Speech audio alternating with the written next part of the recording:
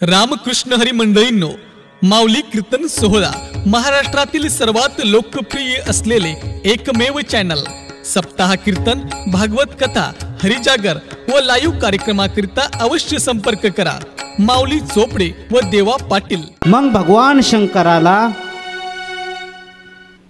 शंकराला दोन पुत्र आहेत, एक म्हणजे कार्तिक स्वामी कार्तिकेय महाराज आणि दुसरे म्हणजे गणपती बाप्पा। मग नारदजी ब्रह्मदेवाला विचारतात, आता मला भगवान शंकराच्या आणि पार्वती मातेच्या दुसऱ्या पुत्राची, दुसऱ्या मुलाची कथा श्रवण करायची। तर दुसरा मुलगा असणारा हा गणेश, अर्थात त्याला प्रथमतः पहिल्यांदा नाव आहे म्हणजे मयुरेश।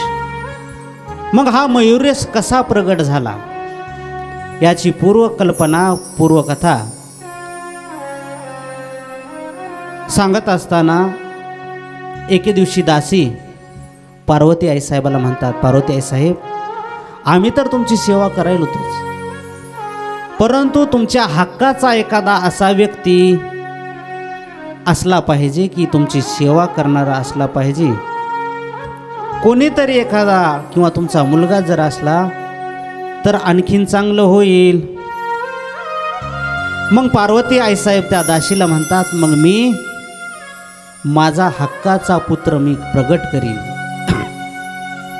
मग एके दिवशी पार्वती मातेने ओटी लावण्याला सुरुवात केली। ओटी असते, ओटी आपल्या इकडे महाराष्ट्रामध्ये ओटीच्या वाऱ्या सुद्धा आहेत। आता उन्हाळा सुरू झालाय, त्र्यंबकेश्वरला एक ओटीची वारीच असते। संत शिरोमणी निवृत्तीनाथ महाराजांना ओटी लावली जाते, ती एक ओटीचीच वारी असते। किंवा भगवान पंढरीश परमात्म्याला सुद्धा ओटी लावली जाते, चंदनाची ओटी, ती सुद्धा ओटीची वारी ठरते। किंवा संत सम्राट कैवल्य साम्राज्य चक्रवर्ती ज्ञानोबारायांची सुद्धा या समाधीला ओटी लावल्या जाते। मग ही अशी ओटी पार्वती मातेला लावण्यात आली। आता काही जण प्रचलित आहे की पार्वती मातेला जो दुसरा मुलगा झालाय, जो गणपती बाप्पा आहेत, हे मळापासून तयार झालेत। कशापासून? मळापासून। आता पार्वती मातेला मळ व्हायला का? पार्वती माता काय कुठं खुरपायला थोडीच गेली, मळ व्हायला मळानं नाही, तर पार्वती मातेच्या अंगाला, सर्वांगाला ओटी लावण्यात आली। आणि मग ओटी लावल्याच्या नंतर पार्वती मातेने ती ओटी काढायला सुरुवात केली आणि ती ओटी काढून त्या ओटीमध्ये पार्वती मातेने प्राण ओतले। काय ओतले? प्राण ओतले। आणि काही दिवसानंतर त्याच्यामधून एक पुत्र प्रगट झाला। दैदिप्यमान असणारा हा मुलगा, हा पुत्र पार्वती मातेच्या समोर उभा टाकला आणि पार्वती मातेला त्या पहिल्या पुत्राने साष्टांग नमस्कार केला की मी कोण आहे, मला कशासाठी प्रगट केले, कृपया करून मला सांगा। त्यावेळेस पार्वती आईसाहेब म्हणतात की तू माझा पुत्र आहेस, तू माझा मुलगा आहेस आणि तू सदैव माझ्याजवळ राहशील, माझ्या सोबत राहशील आणि तू माझी सेवा करशील, किंबहुना तू माझ्या आज्ञेत राहशील। मी जसं सांगेल तसं तू वागण्याचा प्रयत्न करशील आणि मी जेवढं काम सांगितले तेच काम ऐकायचं, दुसरं कोणाचं काम ऐकायचं नाही। फक्त आणि माझीच आज्ञा पालन करायची। आणि याच्यासाठीच मी तुला प्रगट केले बाळा। मग एके दिवशी पार्वती आई साहेब मयुरेशाला म्हणतात, मयुरेशा, अरे बाळा, मी जरा स्नाना करता जाणार आहे आणि तू दारासमोर, दरवाजासमोर उभा टाक, मी स्नान करणार आहे आणि स्नान माझं होईपर्यंत, मी तुला सांगेपर्यंत कोणीही जरी आपल्या दारावर आलं तरी त्यांना सांग की माझी माता स्नान करत आहे आणि स्नान झाल्याच्या नंतर मातेने मला आवाज दिल्याच्या नंतर तुमचं काय जे म्हणणं असेल तर तुम्ही नंतर भेटू शकतात. आता मातेनं प्रगट केले कशासाठी? फक्त आणि फक्त माझी आज्ञा पालन करण्यासाठी. मयुरेश दरवाजासमोर उभा टाकल्याने पार्वती आईसाहेब स्नानाकरता गेल्या आणि भगवान मयुरेश हातामध्ये शस्त्र घेऊन उभे आहेत. तितक्यामध्ये तिथं भोले बाबाचं आगमन झालं. भोले बाबा तिथं त्रिशूळ, डमरू, जटाजूट धारण केलेली आणि मयुरेशाने प्रथमतः पाहिलं त्यांना. कोणाला? स्वतःच्या वडिलालाच. परंतु ओळख नाही ना. हा दारासमोर उभा आहे. तितक्यात भोले बाबा तिथं आगमन झालं आणि मयुरेशाने विचारलं, कोण आपण? त्यावेळेस भगवान शंकर म्हणतात, तू कोण आहेस ते सांग. मी माझ्या मातेचा पुत्र आहे. कोणाचा पुत्र आहे? मी माझ्या मातेचा पुत्र आहे. मी माझ्या आईचा पुत्र आहे. तुझी आई कोण? पार्वती आई साहेब माझी आई आहेत. यांना विचार केला, हिला कधी मुलगा झाला असेल. परंतु भगवान शंकराला वाटलं हे बाळ काही बी बोलायले. बाळ बोलतंय ना एखाद्या वेळेस, काही बी बोलतंय. तसं बाळ काही बी बोलायले म्हणून भगवान शंकर म्हटले, बाळा मला मधात जायचे. त्यावेळेस तो म्हटला, तुम्हाला मधात जाण्यासाठी परवानगी नाही, माझी आई स्नान करत आहे. अरे तू मला अडवतोस?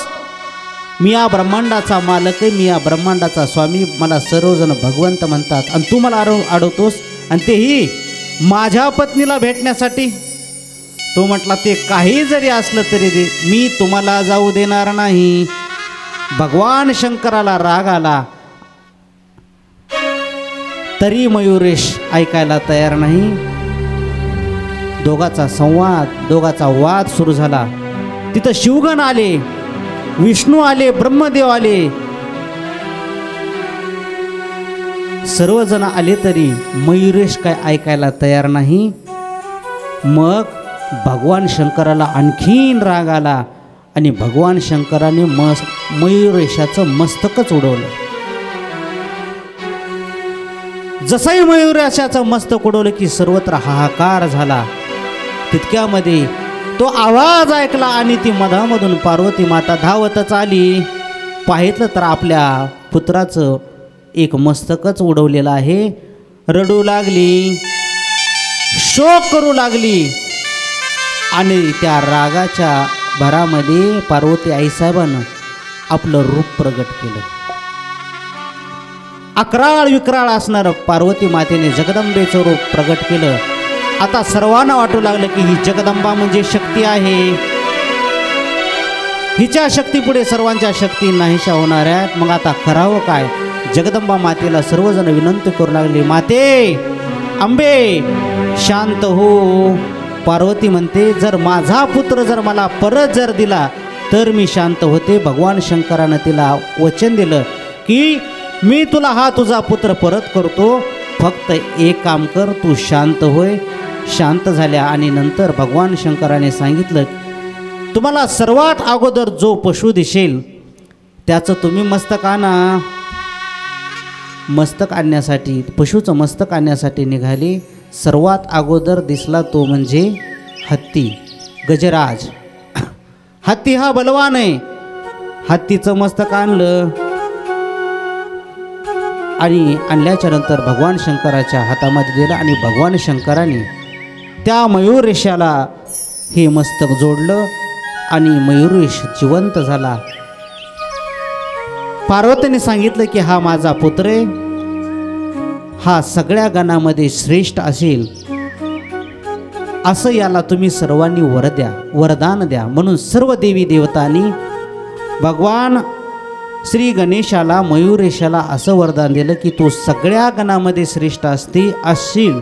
आणि याचं नाव ठेवलं ते म्हणजे गणेश. गणपती बाप्पा मोरया, गणेश नाव ठेवलं, किंवा यालाच गजानन असं सुद्धा नाव पडलेलं आहे. आणि त्याला सुद्धा भगवान शंकराचा महिमा कळाला. कोणाकडून? पार्वती आईसाहेबाने भगवान शंकरजीचा महिमा सांगितला आणि पार्वतीने घडलेला पूर्ण प्रकार भगवान शंकराला सांगितला की हा पुत्र कसा प्रकट झाला, कशासाठी केला, पूर्ण कथा सांगितली. आणि मग नंतर भगवान शंकराच्या एका मांडीवर गणपती बाप्पा बसलेले आहेत आणि दुसऱ्या मांडीवर कार्तिक महाराज कार्तिकेय स्वामी बसलेले आहेत. गणेश म्हणजे काय तर गणेश हा सर्व ही अर्थात मानाची देवता आहे. म्हणून आपण गणपतीचं स्तवन किंवा गणपतीची आराधना उपासना कोणतंही मंगल कार्य असेल तर गणपतीची आराधना आपण प्रथमतः करतो. गणपतीला आव्हान देतो, वक्रतुंड महाकाय सूर्यकोटी समप्रभ निर्विघ्नं कुरु मे देव सर्वकार्येषु सर्वदा. किंवा हा गणेश हा 3 गणाचा स्वामी, मनुष्यगण, देवगण आणि राक्षसगण या 3 गणाचा स्वामी किंवा 3 गणाचा मालक, या 3 गणाचा पती जो आहे त्याला गणपती असं म्हणतात. या गणपतीचं जर आपण पूर्ण शरीराचं जर वर्णन जर आपण पाहितलं त्या गणपतीकडे तर हा गणपती म्हणजे याचे डोळे बारीक आहेत, छोटे छोटे डोळे. का असतील छोटे छोटे डोळे तर याची सूक्ष्म नजर आहे. जर आपल्याला लांबची वस्तू जर पाहायची तर आपण माणूस बारीक डोळे करून बघतोय, किंवा एखादी गोष्ट जर आपल्याला दिसत नाही तर आपण काय करतोय, बारीक नजर करतोय. तसं गणपतीची बारीक डोळे असण्याचं कारण सूक्ष्म नजर आहे. कान विशाल आहेत कारण सर्वांच्या तक्रारी ऐकून घेणारा असणारा हा गणपती बाप्पा आहे. नाक किंवा त्याची सोंड वाकडी आहे. का वाकडी? कारण एखादा व्यक्ती सरळ आहे तर त्याच्यासोबत तो सरळ वर्तन करतो, आणि एखादा व्यक्ती वाकडा तिकडा वागत असेल तर त्याच्यासाठी तो वाकडा आहे. परमार्थाचे मुख्य भीक निर्भेक्षता तेची ना भीक तेने विनते निर्नाशिक कैसे सुख सापेक्ष. किंवा ज्ञानोबा सांगतात गणपती बाप्पाचं वर्तन म्हणजे कसं आहे, त्यांची सोंड वाकडी असण्याचं कारण काय, जे तुझ्या विखी मुड तया लागी तू वक्रतुंड ज्ञानी आसी तरी अखंड उजूची आसी. थोडक्यात गणपती बाप्पा म्हणजे जशास तसे आहेत, टीट फॉर टॅट. गणपती बाप्पाचं पोट का मोठं आहे तर गणपती बाप्पा सगळ्यांचे अपराध आपल्या पोटामध्ये सामावून घेतात. जसा हा समुद्र आहे ना, समुद्राला आपल्या परभणीचं सुद्धा पाणी आहे का नाही? प्रत्येक गावाचं पाणी या समुद्रामध्ये आहे, काही बी आहे या समुद्रामध्ये. का? कारण समुद्र हा सर्वांना सामावून घेतो. तसं गणपती बाप्पा आपल्या पोटामध्ये सर्व अपराध साठून घेतात. घेऊनी जळाचे लोट आलिया नदी नदाचे संघाट करी वाड पोट समुद्र जीवी. हा समुद्र म्हणतो का? नायकडे आता हे पिपळ्याचं पाणी आले, पिपळ्याचं पाणी आले, जा मी नाही घेणार तुम्हाला. आवलगावचं पाणी आले, जा मी तुम्हाला नाही घेणार. परभणीचं पाणी आले, हां मी घेणार, असं म्हणणार आहे कोणी? नाही ना. हा समुद्र म्हणजे सर्वांना सामावून घेणार आहे. तसं गणपती बाप्पाचं पोट हे उदर मोठं असण्याचं कारण गणपती बाप्पा सर्वांचे अपराध आपल्या पोटामध्ये सामावून घेतात. गणपती बाप्पाला शिर मस्तक जे आहे मस्तक हे हातीचंच का लावलं असेल? कारण हत्ती हा सर्वात बुद्धिमान प्राणी. पूर्वी जर राजाला जर संतती नसेल, मग राजाला संतती नाही तर पुढील राज्यकारभार त्याचा उत्तराधिकार बनवण्यासाठी हत्तीच्या सोंडेमध्ये माळ द्यायची, आणि मग हत्ती ज्याच्या गळ्यात ती माळ टाकील तो त्या राजाचा उत्तराधिकारी बनत होता. आणि या गणपती बाप्पाचं वाहन म्हणजे उंदीर आहेत. उंदीर म्हणजे दुर्बुद्ध असणारा प्राणी, याच्यावर जो आरूढ होतो तो म्हणजे गणपती बाप्पा. दुर्बुद्धी ते मना कदा नुपजो नारायणा. आणि गणपती बाप्पाला मोदक आवडतात का? गणोबा विक्राळ लाडू मोदकाचा काळ. मोदक म्हणजे आनंद आहेत. मग कार्तिकेय स्वामी आणि भगवान श्री गणेश मोठे झालेले आहेत आणि यांच्या विवाहाचा विचार करू लागले. मग असं ठरलं की जो या पृथ्वीला 7 प्रदक्षिणा पूर्ण करेल त्याचा अगोदर विवाह करण्यात येईल. मग या दोघांनी सांगितलं की आम्ही पृथ्वी प्रदक्षिणा करायला तयार आहेत आणि जो पहिल्यांदा येईल त्याचा विवाह करा. मग गणपती बाप्पा आपलं वाहन अर्थात उंदीर वाहन घेऊन निघाले आणि कार्तिकेय महाराज त्यांचं वाहन म्हणजे मोर त्याला घेऊन निघाले. परंतु गणपती बाप्पा भगवान गणेश फार बुद्धिमान आहे. त्यांनी आपल्या आईवडिलांना अर्थात भगवान शंकर आणि पार्वती मातेला 7 प्रदक्षिणा घातल्या आणि घातल्याच्या नंतर आपल्या माता पित्याला म्हणतात, चला करा आता माझं लग्न, करा आता माझा विवाह. कारण आई वडील हे आपल्यासाठी ब्रह्मांड आहेत. आई आणि वडील कोण आहेत आपल्यासाठी? आई आणि वडील हे आपल्यासाठी ब्रह्मांड आहेत. म्हणून गणपती बाप्पांचा विवाह सोहळा करायचं ठरलं. मग त्यावेळेस एक प्रजापती पद ज्याच्याकडे होतं तो म्हणजे विश्वरूप. आणि त्या विश्वरूपाला 2 मुली होत्या, सिद्धी आणि बुद्धी. कोणी म्हणतात सिद्धी आणि रिद्धी. सिद्धी बुद्धी ह्या ज्या होत्या किंवा सिद्धी आणि रिद्धी, रिद्धी सिद्धी म्हणतात. या 2 मुली, या 2 कन्या गणपती बाप्पाला देण्याचं ठरवलं. आणि ठरवल्याच्या नंतर यांच्या विवाहाची जोरदार तयारी झाली. आपणही तो नयनरम्य सोहळा आपल्या या प्रत्यक्ष तो अनुभवणार आहेत. गणपती बाप्पा आणि रिद्धी सिद्धी, रिद्धी बुद्धी, सिद्धी बुद्धी जे आहेत त्यांनी स्टेजकडे यावं. सर्वांनी त्यांचं स्वागत करा.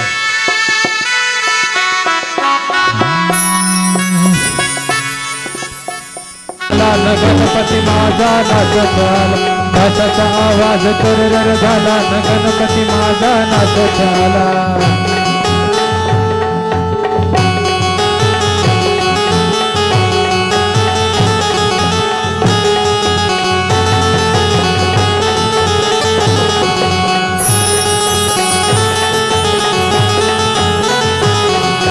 मोदक लाडू पंक्तीला घेऊ, भक्ती भावाने देवाला वाहू.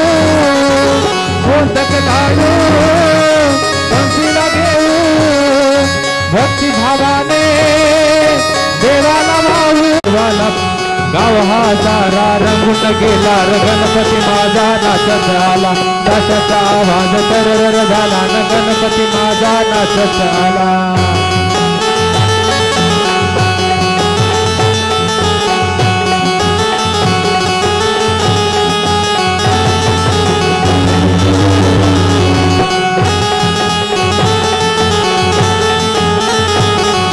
वंदन माझे तुझ्या पाया, हरी शिरावर कृपेची छाया. भक्ताला या दर्शन दाय, देवादि देवा हे गणराय. देवादि देवा हे गणराय, देवादि देवा हे गणराय. तान थोराला आनंद झाला, गणपती माझा नाचत आला. नाचाचा आवाज तरर झाला, गणपती माझा नाचत आला.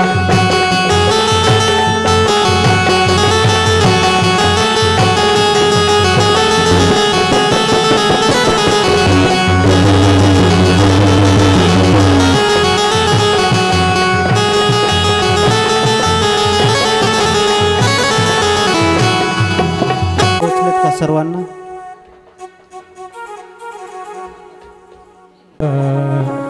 गोदावरी नर्मदा कावेरी शरयू महेंद्र तनया वती वेदिका क्षिप्रावेत्र वती महासुर नदी ख्याता गया गंडकी पूर्णा पूर्ण जले समुद्र सरिता सूर्या सदा मंगलम शुभमंगल सावधान, शुभमंगल सावधान। राजा भीमक रुक्मिणी सनयनी, देखो निश्चिंता करी ही कन्या सगुणावरानुपवरा, कवना सिम्या दीजे आता एक विचार श्री कृष्ण नवरा, बने रुक्मा पुत्र वडील त्यासी पुसणे,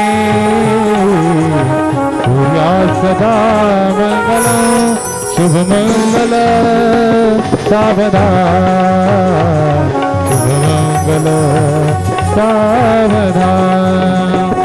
आता वद सावधान समयो,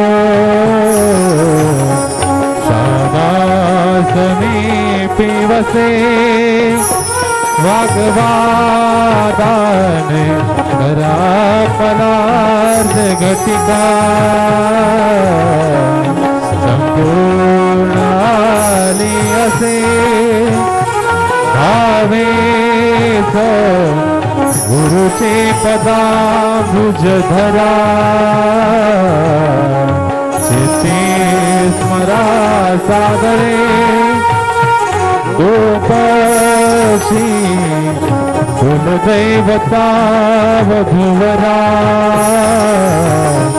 सूर्या सदा मंगल शुभ मंगल सावधान, शुभ मंगल सावधान।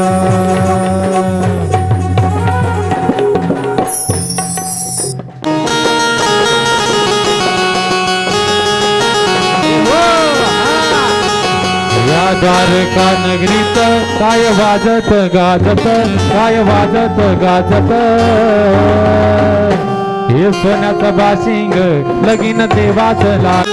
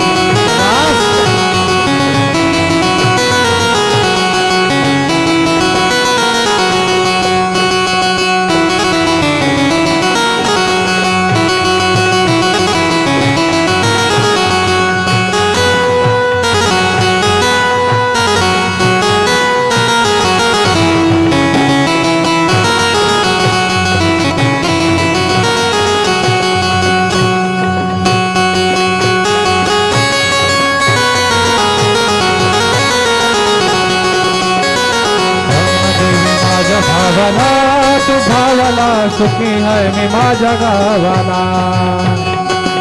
देवी माझ्या भावाला तू भावाला सुखी आहे मी माझ्या गावाला सासरा माझा सांगा परी सासू माझी आई करी सासरा माझा बापा परी सासू माझी आई खरी जमती माझ्या शिवा भावाला तू भावाला सुखी आहे मी माझ्या गावाला सांगना देवी माझ्या भावाला तू भावाला सुखी आहे मी माझ्या गावाला हे झाली नजर अंबाबाई घ्यावा पदर झाली नजर अंबाबाई घ्यावा पदर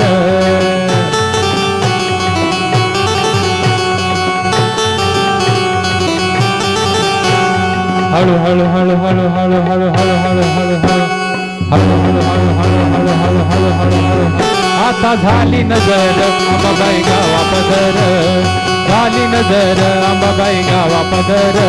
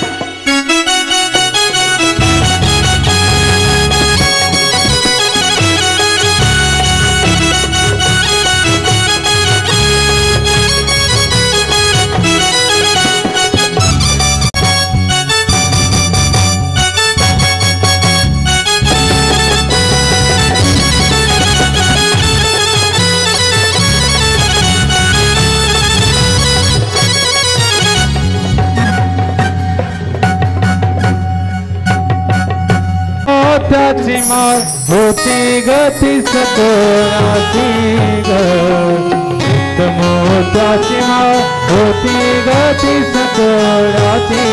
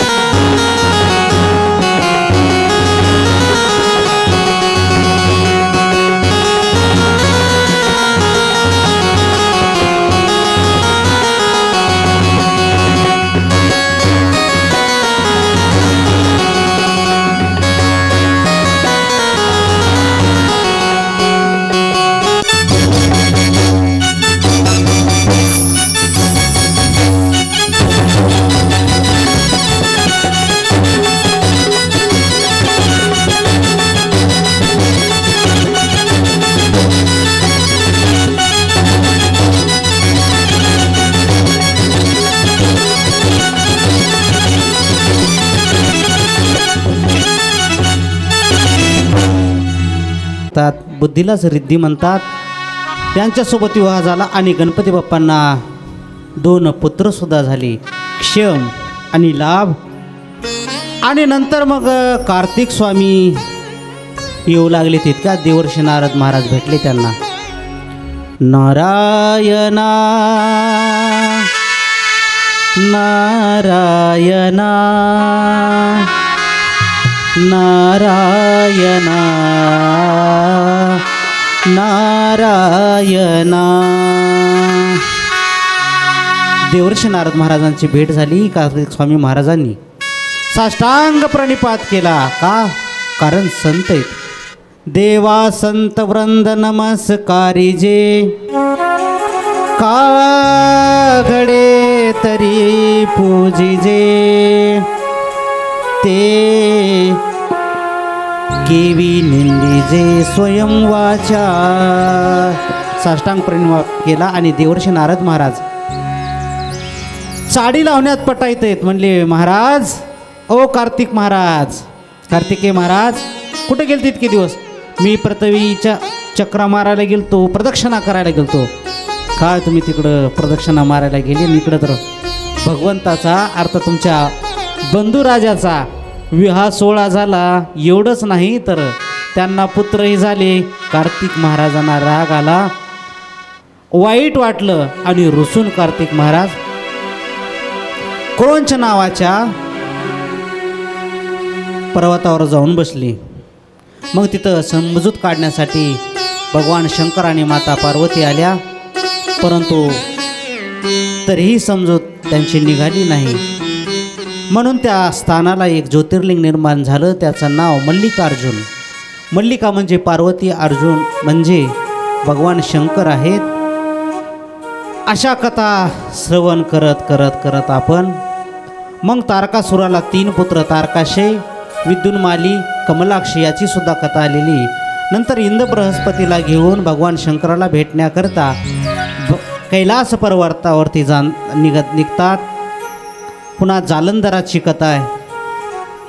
जालंधराची पूर्ण सविस्तर कथासुद्धा या शिवमहापुराण ग्रंथामध्ये आलेली आहे. त्याची उत्पत्ती कशी झाली, त्याची पत्नी कोण होती, त्या पत्नीनं कोणाकोणाला शाप दिलेला आहे, अशी पुन्हा सनकादिकांनी व्यासांना कथा सांगितली. ती म्हणजे शंखचूडाची.